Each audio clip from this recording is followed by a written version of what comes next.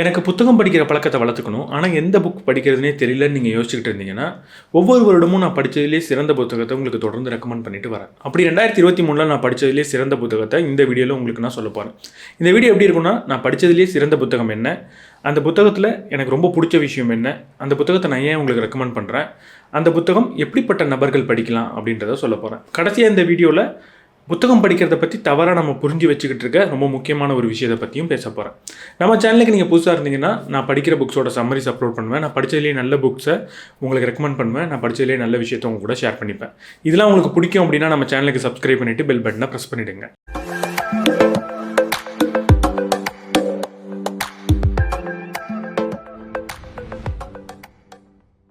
So இந்த வீடியோவில் நான் இந்த புத்தகத்தை எந்த ஒரு ஆர்டர்லையும் அடுக்கலை. அதாவது இந்த வீடியோவோட முதல்ல சொல்கிற புத்தகம் நல்லது, இல்லை கடைசியில் சொல்கிற புத்தகம் நல்லது அப்படின்லாம் கிடையாது. எல்லா புத்தகமும் எனக்கு பிடிச்சிருக்கு. எல்லா புத்தகத்துலேயும் ஒரு சில வீக்னஸும் இருக்குது. அதையும் நான் உங்கள் கூட ஷேர் பண்ணிப்பேன். அதை நீங்கள் பார்த்ததுக்கப்புறம் அந்த புத்தகத்தை படிக்கலாமா அப்படின்ற டிசிஷன் எடுத்துக்கலாம். அப்படி நான் படித்த முதல் ஒரு புத்தகம் என்னென்னா தி மேஜிக் ஆஃப் திங்கிங் பிக். யூஸ்வலாக எனக்கு செல்ஃப் ஹெல்ப் புக் பிடிக்காது.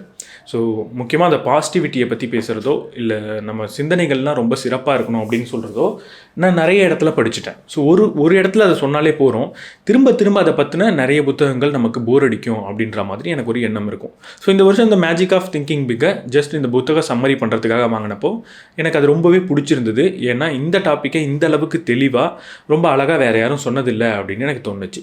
ஸோ செல்ஃப் ஹெல்ப் புக்கே எனக்கு பிடிக்காது அப்படின்னு நினச்சிட்டு இருக்க ஒரு நபர் நீங்கள் இந்த புத்தகத்தை வாங்கி படிக்கலாம். ஒருவேளை இந்த புத்தகத்தை நீங்கள் ஒரு லிட்மஸ் பேப்பர் மாதிரி யூஸ் பண்ணலாம். செல்ஃப் ஹெல்ப் எனக்கு பிடிக்கவே பிடிக்காதுன்னு நான் சொல்லிக்கிட்டு இருக்கேன். ஒருவேளை ஒரு நல்ல செல்ஃப் ஹெல்ப் புக்கை படித்தா எனக்கு பிடிக்குமா அப்படின்றத செக் பண்ணுறதுக்கு இந்த புத்தகத்தை வாங்கி படித்து பாருங்கள். இந்த புத்தகத்தில் படித்த ஒரு அழகான விஷயத்தை உங்க கூட ஷேர் பண்ணிக்கிறேன். யூஸ்வலாக நம்ம ஏன் உயரிய சிந்தனையை வச்சுருக்கணும், பிக்காக நம்ம ஏன் திங்க் பண்ணணும் அப்படின்றதுக்கு ஒரு உதாரணம் இந்த புத்தகத்தில் சொல்லப்பட்டிருந்துச்சு. அதாவது நான் ஒரு ஜாப் இன்டர்வியூக்கு போகிறேன். அப்போ நான் போகிறப்ப ரொம்ப கம்மியான ஒரு எக்ஸ்பெக்டேஷனை வச்சுருக்கேன். அதாவது எனக்கு ஒரு 5 லட்சம் சம்பளம் கிடச்சா போகிறோம் அப்படின்னு ரொம்ப கம்மியான ஒரு எக்ஸ்பெக்டேஷனோட போகிறேன் அப்படின்னா, ஒருவேளை அவங்க இந்த ஜாபுக்கு 10 லட்சம் கொடுக்கலாம் அப்படின்னு நினச்சிட்டு இருந்தாலும் நான் 5 லட்சம் போகிறோன்னு சொன்ன உடனே எனக்கு 5 லட்சம் மட்டும்தான் கொடுப்பாங்க. ஒருவேளை ரொம்ப ஒரு பெரிய சிந்தனையோட போகிறேன், எனக்கு 20 லட்சம் வேணும் அப்படின்னு போகிறேன். அப்போ போகிறப்ப அவங்க என்ன பண்ணுவாங்க, அவங்கள்ட்ட இருக்கிற மேக்ஸிமம் 10 லட்சத்தை எனக்கு கொடுப்பாங்க. இந்த 10 லட்சம் எனக்கு போருமா போராதா, இல்லை நான் எக்ஸ்பெக்ட் பண்ணதை மீட் பண்ணுதான்றதெல்லாம் தாண்டி நான் ஒரு குறுகிய சிந்தனை வச்சிருக்கப்ப எனக்கு 5 லட்சம் தான் கிடச்சிது, ஒரு பெரிய சிந்தனை வச்சிருக்கப்ப 10 லட்சம் கிடச்சிது. ஸோ ஆப்வியஸ்லி பெரிய சிந்தனைகள் நம்ம வச்சிருக்கும்போது நம்ம வாழ்க்கையில் நல்ல விஷயங்கள் நிறைய நடக்கும் அப்படின்றதுக்கு ஒரு உதாரணமாக இதை எடுத்துக்கலாம். இப்படி நிறைய உதாரணங்களோட ரொம்ப தெளிவாக சொல்லியிருக்கிற புத்தகம் இது. ஸோ கண்டிப்பாக இந்த புத்தகத்தை நீங்கள் வாங்கி படிக்கலாம். முக்கியமாக செல்ஃப் ஹெல்ப் எனக்கு பிடிக்காதுன்னு நீங்கள் நினச்சிக்கிட்டு இருந்தீங்கன்னா இந்த புத்தகத்தை ஒரு வாட்டி ட்ரை பண்ணி பாருங்கள், மேபி உங்களுக்கு பிடிக்கலாம். அடுத்த புக் ராபர்ட் கிரீன் எழுதின மாஸ்டரி. இந்த புத்தகத்தில் எதை பற்றி பேசியிருப்பாங்கன்னா, நம்ம எந்த ஒரு துறையை தேர்ந்தெடுத்தாலும், முக்கியமாக ஒரு துறையை நம்ம எப்படி தேர்ந்தெடுக்கிறது, நம்மளோட கரியர் பாத்தை நம்ம எப்படி தேர்ந்தெடுக்கிறது, அதை தேர்ந்தெடுத்ததுக்கப்புறம் அந்த பாத்தில் நம்ம எப்படி இருக்கிறதுலே ஒரு உச்சத்துக்கு போகிறது, ஒரு மாஸ்டரியை அட்டைன் பண்ணுறது அப்படின்னு சொல்லியிருப்பாங்க. கேட்ட உடனே இதுவும் ஒரு செல்ஃப் ஹெல்ப் புக்கோட டாபிக் மாதிரி இருக்கும், அதோட ஒரு ஐடியாஸ் மாதிரி இருக்கும். ஆனால் இதில் ராபர்ட் கிரீன் எழுதியிருக்காரு அப்படின்றப்போ இது கண்டிப்பாக சாதாரண செல்ஃப் ஹெல்ப் புக்காக இருக்காது அப்படின்றத நம்ம புரிஞ்சுக்கலாம். ஸோ ஒன் ஆஃப் தி இப்போ நம்ம நடுவில் வாழ்ந்துக்கிட்டு இருக்க ஒரு ரொம்ப முக்கியமான, ரொம்ப ஒரு சிறந்த ஒரு ப்ராக்டிக்கலான ரைட்டர் ராபர்ட் கிரீன். ஸோ அவரோட புத்தகங்கள் எல்லாமே ரொம்ப நல்லாயிருக்கும், ரொம்ப ப்ராக்டிக்கலாக இருக்கும். ஸோ ஒரு பூசி மொழிக்கு எதையும் பேச மாட்டார், டைரெக்டாக சில விஷயங்களை பேசுவார். ஒரு பாலிடிக்ஸ் எப்படி ஹேண்டில் பண்ணுறது, ஒரு ஆஃபீஸ் பாலிடிக்ஸில் எப்படி வருது, நம்மளை அடுத்தவங்க எப்படி ஏமாற்றுவாங்க, சில நேரங்களில் நம்ம ஏமாற்றியே ஆகணுன்ற சுச்சுவேஷன் நமக்கு எப்படிலாம் வரும், அதை நம்ம செய்யணுமா வேணாமான்ற ரொம்ப ப்ராக்டிக்கலான விஷயங்களை ஸ்ட்ரைட் டு தி ஃபேஸ் பேசியிருப்பார். அப்படிப்பட்ட புத்தகம் தான் இது. ஸோ இந்த புத்தகத்தை யார் படிக்கலாம் அப்படின்னு கேட்டிங்கன்னா, எந்த ஒரு நபரும் படிக்கலாம். அதாவது பொதுவாக ஒரு புத்தகத்தை நம்ம எழுதுகிறோம், ஒரு சாதாரண புத்தகம்னா அது இந்த துறைக்கு சார்ந்தது அப்படின்னு நம்ம ஈஸியாக சொல்லிடலாம். ஒரு துறை நம்மளோட கரியர் பற்றி ஒரு புக் எழுதுனா சில புத்தகங்கள் ஸ்போர்ட்ஸ் மேனுக்கு கரெக்டாக இருக்கும், சில புத்தகங்கள் ஒரு பிஸ்னஸ் மேனுக்கு கரெக்டாக இருக்கும், சில புத்தகங்கள் ஒரு ஆஃபீஸில் ஒரு கார்ப்பரேட்டில் வேலை பார்க்குறவங்களுக்கு கரெக்டாக இருக்கும். ஆனால் ரொம்ப சில புத்தகங்கள் தான், ரொம்ப சிறப்பாக எழுதப்பட்ட சில புத்தகங்கள் தான் யார் படித்தாலும் அவங்களுக்கு அது கரெக்டாக அவங்களுக்கு தேவையான அர்த்தங்களை அது கொடுத்துக்கிட்டு இருக்கும். அப்படிப்பட்ட ஒரு புத்தகம் தான் தி மாஸ்டரி. நீங்கள் கண்டிப்பாக இந்த புக்கை வாங்கி படிக்கணும். இந்த புத்தகத்தில் நான் படித்து எனக்கு ரொம்ப பிடிச்ச ஒரு விஷயத்தை உங்க கூட ஷேர் பண்ணிக்கிறேன். இந்த புத்தகத்தில் ஒரு மாஸ்டரி அட்டைன் பண்ணுறதுக்கு நிறைய ஸ்டேஜ் ஆஃப் டெவலப்மெண்ட்டை சொல்லுவாங்க. அதில் முதல் ஸ்டேஜ் என்னென்னா, நம்ம கற்றுக்கிற ஒரு ஸ்டேஜ் ஒரு அப்ரெண்டிஸ் ஸ்டேஜ் அப்படின்னு சொல்லலாம்.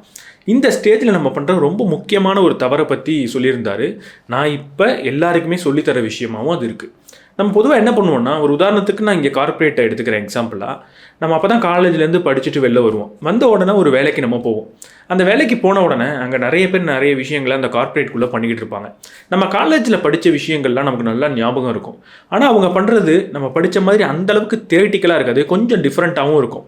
அப்போ நம்ம என்ன பண்ணுவோம்னா, நம்மளோட புத்திசாலித்தனத்தை அங்கே காட்டணும், நம்ம பெர்ஃபார்ம் பண்ணணும், நம்ம கொஞ்சம் எல்லாரோட அட்டென்ஷனும் நமக்கு வேணுன்றதுனால அவங்க பண்ணுறதுல இருக்கிற தவறெல்லாம் சொல்லிக்கிட்டே இருப்போம். நீங்கள் இப்படி பண்ணுறீங்க, ஆக்சுவலாக அது தவறு, ஆக்சுவலாக இந்த லா என்ன சொல்லுதுன்னா அப்படின்னு சொல்லிட்டு நம்ம படித்த விஷயங்களை பற்றி பேசிக்கிட்டே இருப்போம். இப்படி பண்ணுறது மூலியமாக நம்மளோட புத்திசாலித்தனத்தை நம்ம காட்டுறோம்னு நினைக்கிறோம். ஆனால் நம்ம பண்ணுறதுலேயே ரொம்ப ரொம்ப பெரிய முட்டாள்தனம் இதுதான் அப்படின்னு சொல்கிறாரு. முக்கியமாக ஒரு மாஸ்டரி அட்டென்ட் பண்ணணுன்னா எடுத்த உடனே நீங்கள் ஒரு வேலைக்கு போன உடனே இந்த தப்பை செஞ்சிட்டிங்கன்னா உங்களோட பாத்துன்றது ரொம்ப டிஸ்ட்ரக்டிவாக தான் இருக்கும். ஸோ ஏன் இப்படி சொல்கிறாருன்னா, நான் இப்போ தான் ஒரு காலேஜ்லேருந்து ஒரு இடத்துக்கு போகிறேன். அங்கே ஆல்ரெடி பல வருடமாக சிலர் வேலை பார்த்துட்டு இருக்காங்க. அவங்கள்ட்ட அவங்க செய்கிறதெல்லாம் தப்புன்னு சொல்லிட்டு இருந்தால் அவங்க நம்மளை புத்திசாலியாக பார்க்க மாட்டாங்க. அதுக்கு பதிலாக அதிக பிரசங்கியாக பார்ப்பாங்க. நான் இவ்வளோ நாளாக பண்ணிகிட்டு இருக்கேன், என்ன நீ தவறாக சொல்கிறியா, என்ன நீ குறை சொல்கிறியான்ட்டு உங்களை அதற்கப்புறம் வளர விடாமல் தான் செய்வாங்க. ஸோ அப்போ நீங்கள் என்ன செய்யணும்னா, உங்களோட ஆர்வத்தை காட்டலாம், உங்களோட பெர்ஃபார்மன்ஸை நீங்கள் காட்டலாம், உங்களோட திறமையை காட்டலாம். அந்த திறமை எல்லாமே உங்களோட முதல் சில வருடங்களுக்கு எப்படி இருக்கணும்னா, கற்றுக்கிறது மேலே இருக்கிற ஒரு ஆர்வமாக தான் இருக்கணும். நிறைய கேள்விகள் கேளுங்க, நிறைய சந்தேகங்கள் கேளுங்க. நீங்கள் செய்கிறது தவறுன்னு சொல்கிறதுக்கு பதிலாக, நான் காலேஜில் இப்படி படித்தேன், நீங்கள் இப்படி செய்கிறீங்களே, என்ன டிஃப்ரெண்ட் இது, ஏன் இப்படி மாற்றி செய்கிறீங்கன்னு ஒரு சந்தேகமாக கேட்டு பாருங்கள். அந்த இடத்துல உங்களுக்கு பெரிய தெளிவும் கிடைக்கும். ஸோ கொஞ்ச நாளுக்கு அப்புறம் நீங்கள் இந்த மாஸ்டரியை அட்டென்ட் பண்ணுவீங்க, இல்லை அடுத்த ஸ்டேஜுக்கு போவீங்க. அப்போ நீங்கள் எந்த விஷயத்தை வேணால் மாற்றலாம். முதல் படியிலேயே எல்லாத்தையும் மாற்றணும்னு நீங்கள் நினைக்கக்கூடாது. ஸோ இப்படி நிறைய அழகான விஷயங்களை சொல்லியிருந்தாங்க. இந்த புக் படிக்கிறதுக்கு கொஞ்சம் கஷ்டமாக தான் இருக்கும், பெரிய புக். பட் இந்த புத்தகத்தை எல்லாருமே படித்தாகணும். எனக்குன்னு ஒரு கரியர் இருக்குது, எனக்குன்னு ஒரு கோல் இருக்குது, ஒரு மாஸ்டரியை நான் அட்டென்ட் பண்ணணும் அப்படின்னு நினச்சிங்கன்னா எந்த துறையாக வேணா இருக்கட்டும், இந்த புத்தகத்துக்கு டைம் ஸ்பெண்ட் பண்ணி கண்டிப்பாக முழுமையாக படிங்க, திரும்ப திரும்ப கூட படிங்க. ஒரு மிகப்பெரிய உதவியை உங்களுக்கு இந்த புக் பண்ணும். அடுத்த புக்கை பற்றி பார்க்குறதுக்கு முன்னாடி, நம்ம ஒவ்வொரு வருடமும் புத்தகம் படிக்கணுன்ற ரெசல்யூஷனை எடுப்போம். ஆனால் அதை நம்மளால் நிறைவேற்ற முடியாமல் போகிறதுக்கு முக்கியமான காரணம், புக் படிக்கிறதுக்கான நேரம் எனக்கு இல்லை, புக் படிக்கிறதுக்கான சூழல் அமையல அப்படின்னு சொல்லுவோம். ஸோ புத்தகம் படிக்கிறதுக்கான நேரமும் சூழலும் உங்கள்கிட்ட இல்லை அப்படின்னா, புத்தகத்தை கையில் எடுத்து ஹார்ட் புக்காக தான் படிக்கணுன்ற அவசியம் கிடையாது. ஒரு சிறப்பான வழியில் புத்தகத்தை நீங்கள் கற்றுக்கலாம், அதுதான் ஆடியோ புக்ஸ். ஸோ நான் உங்களுக்கு ரெக்கமெண்ட் பண்ணுற ஒரு ஆடியோ புக் பிளாட்ஃபார்ம்னா, தமிழில் இருக்கிற சிறந்த ஒரு ஆடியோ புக் பிளாட்ஃபார்ம் குக்கு எஃப்எம். கிட்டத்தட்ட 10,000 மணி நேரத்துக்கும் அதிகமான ஆடியோ புக் கண்டென்ட்ஸ் அவங்கள்ட்ட இருக்குது. ஸோ நான் புத்தகத்தை திரும்ப திரும்ப படிக்கணும்னு ஆசைப்படுவேன். ஸோ திரும்ப திரும்ப ஒவ்வொரு தடவையும் புத்தகத்தை எடுத்து என்னால் படிக்க முடியல அப்படின்னா, நான் ஒரு ட்ராவல் பண்ணுறப்பையோ இல்லை ஏதோ ஒரு க்யூவில் இருக்கிறப்பையோ ஆடியோ புக்கில் குக்கு எஃப்எம்மில் நிறைய புத்தகங்களை கேட்குறதும் உண்டு. ஸோ அப்படி தான் ரீசெண்டாக ரிச் டேட் புவர் டேட் அப்படின்ற புத்தகத்தை பற்றியும் நான் ஆடியோ புக்ஸ் கேட்டுக்கிட்டு இருக்கேன். ரொம்ப சிறப்பாக இருக்குது. குக்கு எஃப்எம் எனக்கு பிடிக்கிறதுக்கு 2 முக்கியமான காரணம் இருக்குது. முதல் காரணம், ஒவ்வொரு மாதமும் 20க்கும் அதிகமான ஆடியோ புக்ஸை தமிழில் மட்டுமே ஆட் பண்ணுறாங்க. இதன் மூலியமாக தமிழில் இருக்கிற மிகப்பெரிய ஒரு ஆடியோ புக் பிளாட்ஃபார்மாக குக்கு எஃப்எம் இருக்குது. ரெண்டாவது, ரொம்ப பிடிச்ச ஒரு விஷயம், ரீசெண்டாக ஒரு ஃபீச்சர் ஆட் பண்ணியிருக்காங்க. குக்கு எஃப்எம் பைட் அப்படின்ற ஒரு ஆப்ஷன் இருக்குது. அதில் நீங்கள் ஒவ்வொரு புத்தகத்துலையும் சொல்லப்பட்டிருக்க சிறந்த ஐடியாவை 15 நிமிஷத்துக்குள்ளேயே கேட்டுடலாம். நம்ம நிறைய புக் படிக்கக்கூடாது, படிக்கவும் முடியாது. ஆனால் ஒவ்வொரு புக்கில் இருக்கிற கருத்தையும் நம்ம ஏற்றுக்கிட்டாகணும். அதற்கு நம்ம என்ன பண்ணலாம்னா, ஒவ்வொரு நாளும் குக்கு எஃப்எம்மில் இந்த பைட் ஆப்ஷன் மூலியமாக புது புது ஐடியாஸை நம்ம கற்றுக்கிட்டே வரலாம். உங்களுக்கான ஒரு குட் நியூஸ் என்னென்னா, குக்கு எஃப்எம் இப்போது இயர் எண்ட் சேலான கண்ணுக்கு ரெஸ்ட்டு காதுக்கு கிஃப்ட்டு அப்படின்ற ப்ரோக்ராம் பண்ணிகிட்டு இருக்காங்க. ஸோ தமிழ் 60ன்ற கூப்பன் கோடை யூஸ் பண்ணுறது மூலிமா நம்ம சேனலோட சப்ஸ்கிரைபர்ஸ்க்கு 60% ஆஃபர் கிடைக்கும். அதை விட ரொம்ப முக்கியமாக, முதல் மாத சப்ஸ்கிரிப்ஷன் ஃபீஸ் வெறும் ஸ்நாக்ஸ் சாப்பிட்ற காஸ்ட்டில் 39 ரூபாய்க்கு உங்களுக்கு கிடைக்கும். ஸோ வெயிட் பண்ணாமல் உடனடியாக சப்ஸ்கிரைப் பண்ணுங்கள். அடுத்த புக் ரொம்ப டிஃப்ரெண்ட்டான ஒரு புக். நான் இது வரைக்கும் இந்த மாதிரி புக் பற்றி பேசினதில்லை. The boy, the mole, the fox and the hawks. நான் இதை பற்றி நிறைய ஷார்ட்ஸ் வீடியோ போட்டிருக்கேன். இது எப்படிப்பட்ட புக்னா, ஒரு காமிக்கலாக இருக்கும். ஒரு புக்கில் நிறைய படங்கள் வரைஞ்சி ரொம்ப கம்மியாக எழுதப்பட்டிருக்கும். எல்லாமே ஒரு ஷார்ட் கோட்ஸ் மாதிரி இருக்கும். இந்த புத்தகத்தில் படித்து எனக்கு பிடிச்ச ஒரு விஷயத்தை மட்டும் சொல்கிறேன். ஒரு குதிரையும் ஒரு பையனும் போயிட்டு இருப்பாங்க. அவங்களோட ஃப்ரெண்டு ஒரு நரி அவங்க கூடயே வரும். அப்போ அந்த பையன் அந்த குதிரைக்கிட்ட கேட்பான், இந்த நரி நம்ம கூட பெருசாக பேசவே மாட்டுது, ரொம்ப அமைதியாகவே வருது அப்படின்னு கேட்பான். அதுக்கு அந்த நரி உடனே அதை காதில் வாங்கிட்டு சொல்லும், எனக்கு பேசுகிறதுக்கு பயமாக இருக்குது, நான் பேசினா அடுத்தவங்களுக்கு போர் அடிச்சிடுமோ, நான் பேசினா அடுத்தவங்களுக்கு இன்ட்ரெஸ்டிங்காக இல்லாமல் போயிடுமோன்ற பயம் எனக்குள்ளே இருக்குது, அதனால தான் நான் பேசுகிறதே இல்லை அப்படின்னு சொன்னிச்சான். இதை கேட்ட உடனே அந்த குதிரை அதற்கு பதில் சொன்னதான், இந்த உலகத்திலேயே நேர்மையாக பேசுகிறது தான் ரொம்ப சிறப்பான பேச்சு. இப்போ நீ பேசுனதில் ஒரு மிகப்பெரிய நேர்மை இருக்குது, அதனால் நீ ஒரு சிறந்த பேச்சாளர் தான். இதுக்கப்புறம் இப்படி தொடர்ந்து நேர்மையாக பேசிக்கிட்டே இரு அப்படின்னு சொன்னதான். ஸோ இப்படி ரொம்ப சிம்பிளான ரொம்ப ஒரு ஃபீல் குட்டான நிறைய மாரல் ஸ்டோரிஸ் இருக்கும். இந்த புக்கை நம்மளும் வாங்கி படிக்கலாம். அவங்க வீட்டில் ஒரு குழந்தைகள் இருக்காங்க அப்படின்னா கண்டிப்பாக இந்த புக்கை வாங்கி அவங்களுக்கு கொடுக்கலாம். நிறைய படங்கள் இருக்கும், ரொம்ப இன்ட்ரெஸ்டிங்காக இருக்கும். பட் இந்த புத்தகத்தில் ஒரு சின்ன ஒரு நெகட்டிவான ஒரு விஷயம் இருக்குது. அது என்னென்னா இதோட காஸ்ட். இந்த புத்தகம் கிட்டத்தட்ட ஒரு 1000 ரூபாய்க்கு நான் வாங்கினேன்னு நினைக்கிறேன். புக்கோட குவாலிட்டி கண்டிப்பாக 1000 ரூபாய்க்கு ஒர்த்து. ஏன்னா ரொம்ப ஹார்ட் கவர் இருக்கும், நிறைய படங்கள் இருக்கும், நிறைய கலர்ஸ் பிரிண்டிங்காக யூஸ் பண்ணியிருப்பாங்க, பேஜ் குவாலிட்டிலாம் இருக்கும். அதனால தான் அது 1000 ரூபாய். பட் இந்த 1000 ரூபாய்க்கு அதுக்குள்ளே இருக்கிற கண்டென்ட்னு பார்த்தீங்கன்னா ஒரு 200 வரி தாண்டி அதில் இருக்காது. ஸோ இது எப்படின்னா, இந்த புத்தகத்தை உங்களால் அஃபோர்ட் பண்ண முடியுதுன்னா கண்டிப்பாக வாங்கி உங்கள் குழந்தைங்களுக்கு கொடுங்க. இதற்கு மாற்றாக நிறைய காமிக்ஸ் இருக்குது, நிறைய புத்தகமும் இருக்குது. ஒருவேளை இதை உங்களால் அஃபோர்ட் பண்ண முடியும்னா கண்டிப்பாக வாங்கி கொடுங்க, உங்கள் குழந்தைங்களுக்கு ரொம்ப பிடிக்கும். நீங்களுமே படிக்கலாம், நமக்கான நிறைய அட்வைஸுமே இந்த புக்கில் இருக்குது. அடுத்த புக் தி மில்லியனர் நெக்ஸ்ட் டோர். ரொம்ப சிறப்பான ஒரு புத்தகம். அமெரிக்காவில் இருக்கிற மில்லியனர்ஸை பற்றின ஒரு டீட்டெயில்டு ரிசர்ச் தான் இந்த புக். ஸோ இந்த புக்கோட ரிசர்ச் முடிஞ்சதுக்கப்புறம் நமக்கு என்ன தெரிய வரும்னா, நம்ம உண்மையாக மில்லியனர்ஸ்னு நினைக்கிறவங்க யாரும் பெரிய பணக்காரர்களாக இருக்கிறது இல்லை. உண்மையான பணக்காரர்கள் யாருமே பார்த்த உடனே பணக்காரர்களாக நமக்கு தெரியறதும் இல்லை. ஸோ பணக்காரர்கள் எல்லாருமே நம்ம பக்கத்து வீட்டில் ஒரு சாதாரண மனிதர்களாக இருக்காங்க. அவங்கள ஆராய்ச்சி பண்ணி பார்த்தா தான் தெரியுது அவங்க மிகப்பெரிய பணக்காரர்களாக இருக்காங்க அப்படின்றத சொல்லும். ஸோ இதுலேருந்து நம்ம என்ன கற்றுப்போம் அப்படின்னா, பணத்தை ரொம்ப அளவுக்கு அதிகமாக செலவு பண்ணி வெளியே பணக்காரனாக காட்டிக்கிற யாரும் உண்மையாக பணக்காரனாக இருக்கிறது இல்லை. பணத்தை தேவையான அளவில் மட்டும் செலவு பண்ணி அவங்களுக்கான சேவிங்கை ஒரு ஃப்யூச்சருக்காக அதை செலவழிக்கும் பொழுது, ஃப்யூச்சருக்காக அதை சேவ் பண்ணும்போது, இன்வெஸ்ட் பண்ணும்போது அவங்க மிகப்பெரிய பணக்காரர்களாக மாறுறாங்க அப்படின்றத தெரிஞ்சுப்போம். இந்த புத்தகத்தை பணத்தை கையாளுற எல்லாருமே படித்தாகணும். சம்பாதிக்கிற நபர்கள் மட்டும் கிடையாது. நீங்கள் ஒரு வீட்டில் ஒரு ஆள் சம்பாதிக்கிறாங்க, மற்ற ஒரு 2-3 பேர் அந்த ஒரு சம்பளத்தில் வாழ்கிறீங்க அப்படின்னா, சம்பாதிக்காத இந்த நபரும் இந்த புத்தகத்தை படிக்கிறது ரொம்ப ரொம்ப அவசியம். ஏன்னா நம்ம தான் அதிகமாக அந்த சம்பாதிக்காத நபர்கள் தான் பணத்தை அதிகமாக கையாளுறோம், செலவழிக்கிறோம். ஸோ எப்படி பணத்தை செலவழிக்கணும், எந்தெந்த இடத்துக்கு நம்ம செலவழிக்கலாம், எங்கெங்கெல்லாம் செலவழிக்கக்கூடாதுன்றத ரொம்ப தெளிவாக புரிஞ்சுப்போம். அதை தாண்டி குழந்தை வளர்ப்பு பற்றின ஒரு விஷயத்தையும் இந்த புத்தகத்தில் படித்தா ரொம்ப ஆச்சரியமாக இருந்துச்சு. ஒரு உதாரணத்துக்கு, யாரெல்லாம் குழந்தைகளுக்கு ஆரம்ப கட்டத்தில் அதிகமாக பணத்தை கொடுத்து பழக்கப்படுத்துகிறாங்களோ அந்த குழந்தைகள் வளரும் பொழுது ரொம்ப ஒரு ஹை அச்சீவராக ஒரு மிகப்பெரிய பணக்காரர்களாக வரதில்லை. ஆரம்பத்திலே எந்த குழந்தைகளுக்கெல்லாம் அவங்க அப்பா அம்மா பணத்தை கம்மியாக கொடுத்து அதன் மூலியமாக பணத்தை சிக்கனமாக செலவழிக்கணும், பார்த்து கையாளணும், பணம் ஒரு முக்கியமான விஷயம்ன்றதை புரிய வைக்கிறாங்களோ அந்த குழந்தைகள்லாம் வளர்ந்ததுக்கப்புறம் பணத்தை சிறப்பாக கையாண்டு மிகப்பெரிய பணக்காரர்களாக வராங்க அப்படின்ற ஸ்டடீஸும் இருக்குது. ஸோ கண்டிப்பாக இந்த புத்தகத்தை நீங்கள் வாங்கி படிக்கணும். எல்லாருமே படிக்கலாம், ஏன்னா நம்ம எல்லாருமே பணத்தை கையாளுறோம். பட் ஒரே ஒரு விஷயம் என்னென்னா, இந்த புக் கம்ப்ளீட்டாக அமெரிக்காவில் இருக்கிற ரிசர்ச்ன்றதுனால அங்கங்கே நம்மளால் ரிலேட் பண்ணிக்க முடியாது, போர் அடிக்கும். பட் போர் அடிக்குதுன்றதுனால நீங்கள் வேணால் அந்த போர் அடிக்கிற பேஜை ஸ்கிப் பண்ணிவிட்டு முக்கியமான கருத்துக்களை தொடர்ந்து நீங்கள் படிக்கலாம். இந்த புத்தகத்தை படித்து முடிச்சதுக்கப்புறம் இதுலேருந்து நீங்கள் கற்றுக்க போகிற விஷயம் ரொம்ப ரொம்ப பயனுள்ளதாக, ரொம்ப உங்கள் லைஃபுக்கு யூஸ்ஃபுல்லான ஒரு விஷயமா இருக்கும். அதனால் கண்டிப்பாக இந்த புத்தகத்தையும் நீங்கள் வாங்கி படிக்கலாம். அடுத்த புக் மேன் கால்ட் ஓ. இது வரைக்கும் நான் பெருசாக ஃபிக்ஷன் புக்கை பற்றி பேசினதில்லை. இது ரொம்ப ஒரு அழகான ஒரு ஃபிக்ஷன் புக். நான் அழகுன்னு சொன்னது ஆக்சுவலாகவே இந்த புக் ஒரு அழகான ஃபிக்ஷன் புக். யூஸ்வலாக ஃபிக்ஷன் புக் நம்ம படிக்கிறப்போ ஒரு த்ரில்லர் படிப்போம், ஹாரர் படிப்போம், இல்லை ஒரு இன்ட்ரெஸ்டிங்கான ரொம்ப ஒரு என்கேஜிங்கான ஸ்டோரியாக இருக்கணும்னு நினைப்போம். ஆனால் இந்த புக் எப்படின்னா ஒரு ஃபீல் குட்டான ரியலாக ஒருத்தரோட லைஃப்பை நம்ம பார்க்குற மாதிரி இருக்கும். ஓவன்றவர் ஒரு வயசான நபர், ரொம்ப சிடுன்னு இருக்கிற ஒரு நபர்.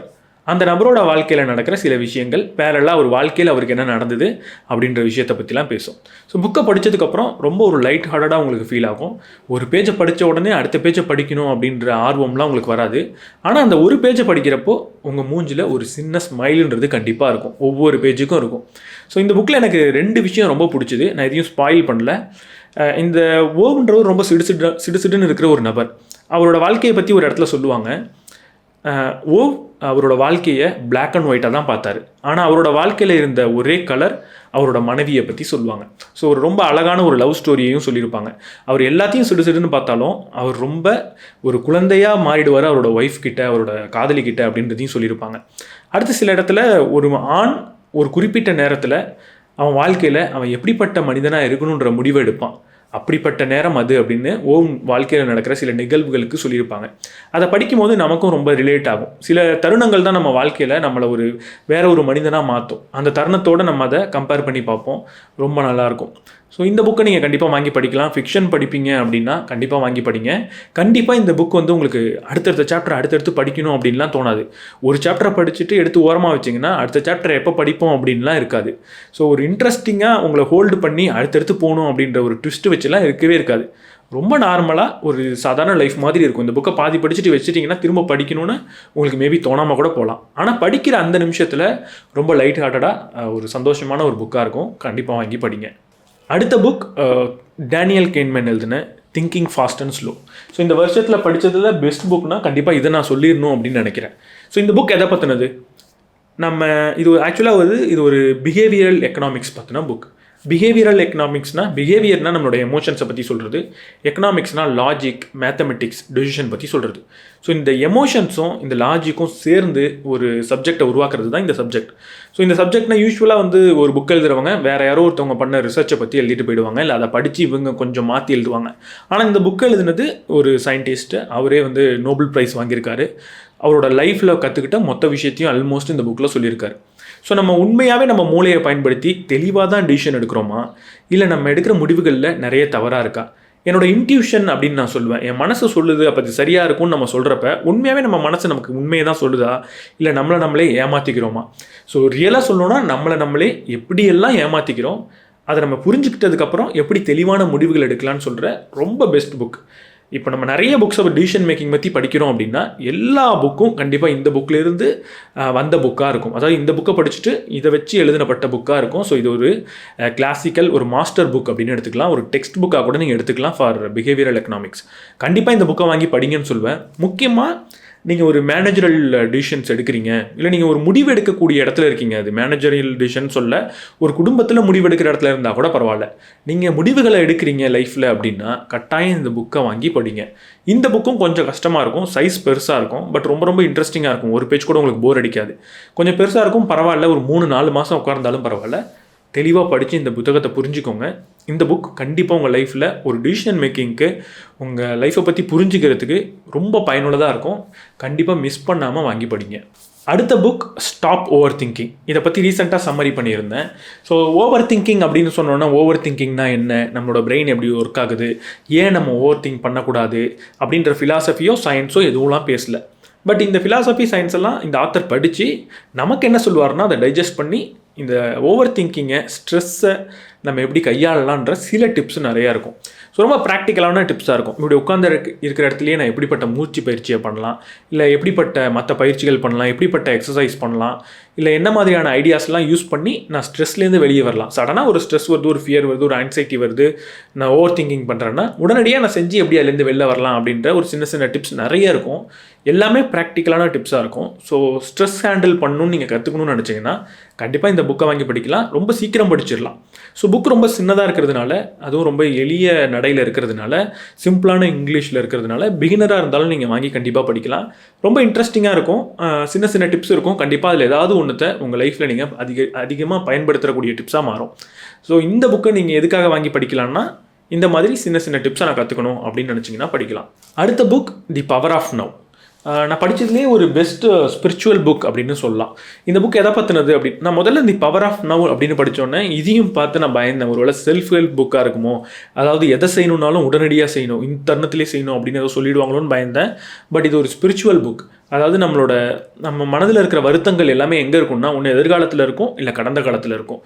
ஸோ மனதில் இருக்கிற குழப்பமாக இருக்கட்டும், மற்ற எல்லா விஷயத்தையும் நம்ம ஒரு தெளிவுபடுத்திக்கணும் அப்படின்னா நிகழ்காலத்துக்கு வந்தால் போகிறோம். அதாவது ப்ரெசண்ட்டில் ஃபோக்கஸ் பண்ணால் போகிறோன்றத பேசுகிற ஒரு புக் தான். ஆனால் ரொம்ப ப்ராக்டிக்கலாக எப்படி அதை செய்யலாம், அதை ஏன் செஞ்சால் நம்ம நல்லா இருப்போம், ஏன் அதை செஞ்சால் நமக்கு வருத்தங்கள் துக்கங்கள்லாம் இருக்கிறதில்ல, ஏன் அதை செய்யும் போது ஒரு பிளிஸ்ஸை, ஒரு ஹாப்பினஸ்ஸை, ஒரு தெளிவான ஒரு பார்வை நமக்கு கிடைக்கும்ன்றதை ரொம்ப டீட்டெயில்டாக பேசியிருப்பார். அண்ட் ரொம்ப இன்ட்ரெஸ்டிங்காகவும் இருக்கும். நிறைய புது விஷயங்களையும் நம்ம இதுலேருந்து கற்றுக்கலாம். இந்த புக்கை பற்றி ஒரு சின்ன கிளாரிஃபிகேஷன் கொடுக்கணும். இது ஒரு ஸ்பிரிச்சுவல் புக் அப்படின்றதுனால ஒரு ரிலிஜியஸ் புக் அப்படின்னு எடுத்துக்கக்கூடாது. எந்த ஒரு ரிலிஜியனை பற்றியும் ரொம்ப ஓவராக பேசின புக்லாம் கிடையாது. இது ஒரு ஸ்பிரிச்சுவல் புக். நம்ம எல்லாருக்குமே ஈவன் ஒரு ஏத்திஸ்ட்டுக்கு கூட ஒரு ரிலிஜியனில் இருக்கிற ஒரு சில விஷயங்கள் பிடிக்கும். அதாவது ஈவன் ஒரு தியானம் பண்ணுறதை பற்றி ஒரு ரிலிஜியன் பேசியிருக்கு அப்படின்னா அந்த தியானத்தை பற்றி அவங்க ஏற்றுப்பாங்க. ஒரு தன்னிலையை உணர்றதை பற்றி ஒரு ரிலிஜியன் பேசியிருக்குன்னா அதை அவங்க ஏற்றுப்பாங்க. ஸோ அப்படி இது எல்லாருக்குமான புக் தானே தவிர இது ஒரு ரிலிஜியஸ் புக் அப்படின்னு நம்ம எடுத்துக்கக்கூடாது. ஸோ நம்மளை பற்றியே நம்ம புரிஞ்சுக்கிறதுக்கான ஸ்பிரிச்சுவாலிட்டியோட ஒரு முதல் படியாக இந்த புக் இருக்கும். எல்லாருமே இந்த புக்கை வாங்கி படிக்கணும். இது ஒரு ரிலிஜியஸ் புக்குன்னு நினச்சி யாரும் இதை விட்டுற தேவையில்லை. அடுத்த புக் சர்ப்ரைசிங்லி மேனிஃபெஸ்ட் அப்படின்ற ஒரு புக். யூஸ்வலாக எனக்கு இந்த மாதிரி புக்கை படிக்க கொஞ்சம் பயமாக இருக்கும். அதாவது லா ஆஃப் அட்ராக்ஷனை பற்றியோ ஒரு பாசிட்டிவ் திங்கிங்கை பற்றியோ ஒரு புக் பேசுதுன்னா பயமாக இருக்கும். அந்த டாப்பிக்கில் எனக்கு இன்ட்ரெஸ்ட் இல்லை அப்படின்னோ இல்லை அதை நான் ஏற்றுக்கல அப்படின்னோ அதனால கிடையாது.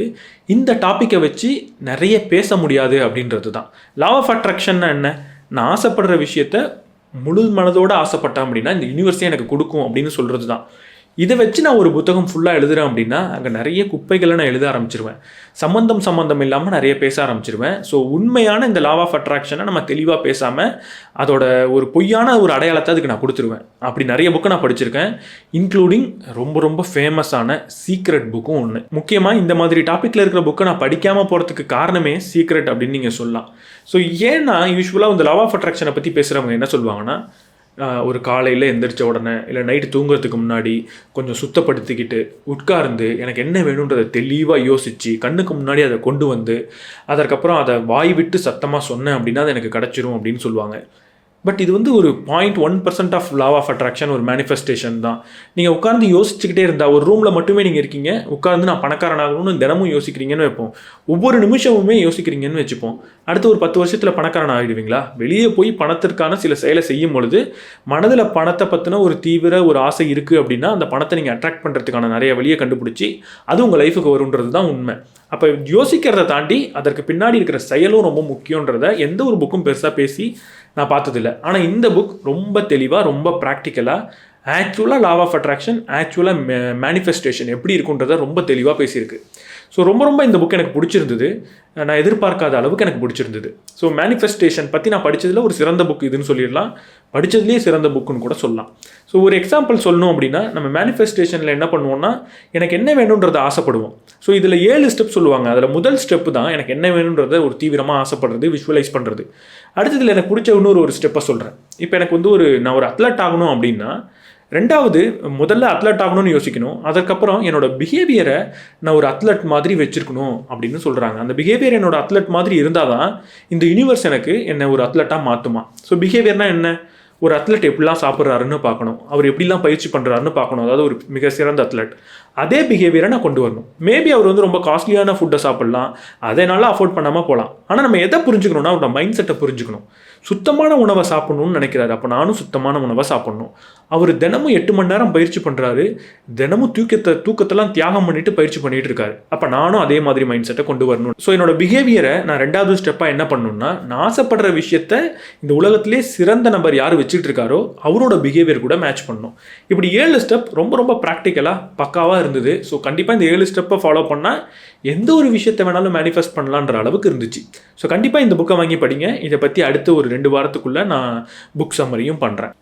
ஸோ கடைசியாக நான் உங்களுக்கு ரெக்கமெண்ட் பண்ண போகிற புக் மெடிடேஷன்ஸ். இந்த புக்கை நான் நிறைய வருடத்துக்கு முன்னாடி படித்தது. அப்புறம் ஏன் இந்த வருடம் ரெக்கமெண்ட் பண்ணுறேன்னா இந்த வருடம் நான் படித்த புத்தகத்தில் எல்லா புக்கை விட இந்த புக்கை நான் நிறைய தடவை படித்தேன் அப்படின்னு சொல்லணும். ஸோ ஒரு புத்தகத்தை ஒரு தடவை மட்டும் நம்ம படிக்கக்கூடாது, திரும்ப அந்த புத்தகத்தை படிச்சுக்கிட்டே இருக்கணும். குறுகிய புத்தகம் படித்தாலும் போகிறோம். இதுதான் நான் கடைசியாக சொல்லணும்னு நினச்சேன். ஸோ இந்த மெடிடேஷன்ஸில் ஒரு பிரச்சனை இருக்குது. என்னென்னா படித்த உடனே அது நமக்கு புரியாது. ஸோ இந்த புத்தகத்தை படிக்கிற முறை என்னென்னா இந்த புத்தகத்தை பற்றி பேசியிருக்கிற வீடியோஸோ இல்லை வேறு ஏதாவது ஒரு ஆர்டிகல்ஸோ தொடர்ந்து படிச்சுக்கிட்டே இருங்க. நம்ம சேனல்லே நான் நிறைய வீடியோஸ் போட்டிருக்கேன், அதெல்லாம் பாருங்கள். அதை பார்க்கும்போது இந்த புத்தகத்தை கொஞ்சம் கொஞ்சமாக படிங்க. ஸோ ஈஸியாக உங்களால் புரிஞ்சிக்க முடியும். எடுத்த உடனே கொஞ்சம் கஷ்டமாக இருக்கும், ஆனால் படித்ததுக்கப்புறம் கொஞ்சம் புரிஞ்சிக்க ஆரம்பிச்சிட்டிங்கன்னா இது எல்லாமே உங்களுக்கு புரியும். ஏன்னா கொஞ்சம் பழமையான ஆங்கிலத்தில் இருக்கும், அதை படிக்க உங்களுக்கு புரிய ஆரம்பிக்கும். புரிய ஆரம்பிச்சிருச்சுன்னா இந்த புத்தகத்தை நீங்கள் நிறைய தடவை படிக்கிறப்ப நிறைய விஷயங்களை புரிஞ்சுப்பீங்க. ஸோ கடைசியாக நான் சொல்லணும்னு நினச்ச ஒரு டாபிக் இதுதான். நான் நிறைய இடத்துல பார்க்குற ஒரு தவறான புரிதல் என்னென்னா நிறைய புத்தகங்களை படிக்கணும் அப்படின்னு பிளான் பண்ணுறாங்க. சிலர்லாம் இந்த மாதம் நான் படித்த 10 புத்தகம்னு எடுத்து ஒரு வீடியோஸ் பண்ணுறாங்க. நான் லாஸ்ட் இயர் ஒரு 100 புக்ஸ் படிச்சுட்டேன் அப்படின்னு சொல்கிறாங்க. எப்படி குறுகிய நேரத்தில் 100 புத்தகத்தை படிக்கிறதுன்றதெல்லாம் சொல்லித்தராங்க. அதெல்லாம் எனக்கு தெரிஞ்ச வரைக்கும் குப்பை தான். ஏன்னா நம்ம புத்தகம் எதற்கு படிக்கிறோன்றதை புரிஞ்சுக்கணும். நீங்கள் ஃபிக்ஷன் புக் படிக்கிறீங்கன்னா கண்டிப்பாக அதை நான் பாராட்டுவேன். உங்களோட க்ரியேட்டிவிட்டி வரும். அதுக்கு நீங்கள் 100 புக் இல்லை 1000 புக் கூட படிங்க. புது புது க்ரியேட்டிவான சிந்தனைகள் உங்களுக்கு வரும். அது ஓகே. ஆனால் நான் நான் ஃபிக்ஷன் புக்ஸை பற்றி மட்டும் பேசுகிறேன். அதை நம்ம 100 புத்தகம் ஒரு விதத்தில் படித்தா எதை ஞாபகம் வச்சுப்போம், எதை பயிற்சி பண்ணுவோம். ஒரு உதாரணம் சொல்கிறேன். நீங்கள் இப்போ ஒரு பிஸ்னஸ் பண்ணணும்னு நினைக்கிறீங்க, ஒரு ஆண்டர்ப்ரனர் ஆகணும்னு நினைக்கிறீங்க. ஆண்டர்ப்ரனர் ஆகணும், அதனால நான் ஆண்டர்ப்ரனர்ஷிப் பற்றின புத்தகம் படிக்கணுன்றது ஒரு ரொம்ப சிறந்த ஒரு முடிவு. பெஸ்ட் டிசிஷன் உங்களால் எடுக்க முடிஞ்சது அதுவாக தான் இருக்கும். ஆனால் புத்தகம் படிக்கணுன்ற முடிவு எடுத்துட்டு அந்த வருடம் முழுக்க உட்காந்து ஒரு 100 புத்தகத்தை படிச்சிங்கன்னா ஆண்டர்ப்ரனர்ஷிப்புக்கான செயல் என்ன செஞ்சுருப்பீங்க? எதுவுமே செஞ்சுருக்க மாட்டீங்க. ஸோ ஒரு சாதாரண மனிதனாக இருக்கீங்க, புத்தகம் படிக்கிறதே உங்களோட வேலையாக இல்லாமல் இருக்குன்னு வச்சுப்போம். ஒரு சாதாரண மனிதன் உங்கள் வாழ்க்கைக்கு பயனாக இருக்கணுன்றதுக்காக புத்தகம் படிக்கிறீங்கன்னா புத்தகம் படிக்கிறத மட்டுமே நம்ம செஞ்சுக்கிட்டு இருக்கக்கூடாது. அதை ஒரு நாலேஜை டெவலப் பண்ணிக்கிறதுக்காக கொஞ்சம் நேரம் படிக்கலாம். ஒரு நாளைக்கு 1/2 மணி நேரம் படிக்கலாம். மேபி ஒரு லீவ் நாள்னா ஒரு 2 hours படிக்கலாம். ஆனால் அதை மட்டுமே படிச்சுட்டு செயலை செய்யாமல் இருக்கிறதுக்கு இதை ஒரு காரணமாக பயன்படுத்திக்க கூடாது. புத்தகம் படிக்கிறது ஈஸி உட்கார்ந்து. ஸோ நான் செயலை செய்யாமல் அதை தவிர்க்கிறதுக்காக புத்தகம் படிச்சுட்டு நான் ப்ரொடக்டிவாக தான் இருக்கேன்னு என்ன நானே ஏமாற்றிக்க கூடாது. ஸோ உங்களுக்கு நான் ரெக்கமெண்ட் பண்ணுறது என்னென்னா, புக் படிக்கணும்னு நினச்சிங்கன்னா கம்மியான புக் படிங்க. நீங்கள் எந்த டாபிக் கற்றுக்கணும்னு முதல்ல முடிவெடுங்க. அது உங்களுக்கு பயனுள்ளதாக இருக்கிறதா முடிவு பண்ணிக்கோங்க. நீங்கள் ரொம்ப ஸ்ட்ரெஸ்ஃபுல்லாக இருக்கீங்கன்னா அப்போ நான் ஸ்ட்ரெஸ் ரிலேட்டட் புக்ஸ் படிக்க போகிறேன். ஒரு பிஸ்னஸ் ஸ்டார்ட் பண்ண போகிறீங்கன்னா அப்போ பிஸ்னஸ் ரிலேட்டட் புக்ஸ் படிக்க போகிறேன். ரொம்ப கொஞ்சம் அன்ஹெல்த்தியாக இருக்கீங்க, கொஞ்சம் ஹெல்த்தியாக மாறணும்னா அது ரிலேட்டட் புக்ஸ் படிக்க போகிறேன். இல்லை உங்களுக்கு இன்ட்ரெஸ்டிங்கான ஒரு சப்ஜெக்ட் இருக்குது, ஒரு வேறு ஏதோ ஒரு ஹிஸ்ட்ரி பற்றி படித்து தெரிஞ்சுக்கணும்னு ஒரு ஆசை இருக்குன்னா அதை பற்றி ஒரு புக் படிக்க போகிறேன்னு முடிவு பண்ணுங்கள். அந்த புக்கை பொறுமையாக நிதானமாக திரும்ப படிங்க. முக்கியமாக நீங்கள் படிக்கிற புக்கை படிக்கும் போதே ப்ராக்டிஸ் பண்ணுங்கள். ஒரு ஆண்டர்ப்ரனர்ஷிப் பற்றி ஒரு புக் படிக்கிறீங்கன்னா அதை படிக்கும் போது அதில் சொல்லியிருக்கிற விஷயங்களெல்லாம் ரியல் லைஃப்பில் ப்ராக்டிஸ் பண்ணுங்கள். ஒரு ஸ்ட்ரெஸ்ஸை பற்றி ஒரு புக் படிக்கிறீங்கன்னா அதில் சொல்லி கொடுத்துருக்க டெக்னிக்ஸ் எல்லாம் ரியல் லைஃப்பில் செஞ்சு பழகுங்க. ஸோ உங்களை முன்னேற்றத்துக்காக தான் புக் படிக்கிறீங்களே தவிர புக் படிக்கிறது மட்டுமே உங்களோட வேலை கிடையாது. சிலருக்கு புக் படிக்கிறது மட்டுமே வேலையாக இருக்கலாம். இப்போ நானே ஒரு ஃபுல் டைம் யூடியூபர் ஆகிட்டேன்னு வச்சுப்போம். அப்போ புக் சம்மரிஸ் போடுறது தான் என் சேனல்ன்றதுனால அப்போ நான் புக் படிச்சுக்கிட்டே தான் இருக்கணும். மேபி அப்போ நான் ஒரு வருஷத்துக்கு 100 வீடியோ போடுறேன்னா 100 புக் படிச்சாகணும். அது வேலை. ஆனால் உங்களோட வேலை புக் படிக்கிறது இல்லை அப்படின்னா புக் படிக்கிறது ஒரு செயலாக இருக்கணுமே தவிர 100 புத்தகம் 200 புத்தகம்னு போட்டு உங்களை நீங்களே ஏமாற்றிக்காதீங்க. ஸோ கொஞ்சம் கொஞ்சமாக படிங்க, அதை ப்ராக்டிஸ் பண்ணுங்கள், உங்கள் லைஃப்பில் அதை இம்ப்ளிமெண்ட் பண்ணுங்கள். ஸோ நிறைய புத்தகத்தை படித்து முடிக்கணும் அப்படின்னு நினைக்காதீங்க. அதை தான் இந்த வீடியோட கடைசியில் சொல்லணும்னு நினச்சேன். இந்த 10 புக்கில் எந்த புக்கை நீங்கள் படிக்கணும்னு நினைக்கிறீங்க, எந்த புக்கை நீங்கள் படிச்சிருக்கீங்கன்றதை கமெண்ட் செக்ஷனில் சொல்லுங்கள். மோஸ்ட்லி எல்லா புத்தகத்தோட சம்மரிஸும் நம்ம சேனலில் அவைலபிளாக இருக்குது. ஒருவேளை இல்லைனா அடுத்த சில வாரங்களில் வந்துடும். ஸோ அதெல்லாம் நீங்கள் பார்க்கணுன்னா சப்ஸ்கிரைப் பண்ணிவிட்டு பெல் பட்டனை ப்ரெஸ் பண்ணிக்கோங்க. இந்த வீடியோ யூஸ்ஃபுல்லாக இருந்ததுன்னா உங்கள் ஃப்ரெண்ட்ஸோட ஷேர் பண்ணிக்கோங்க.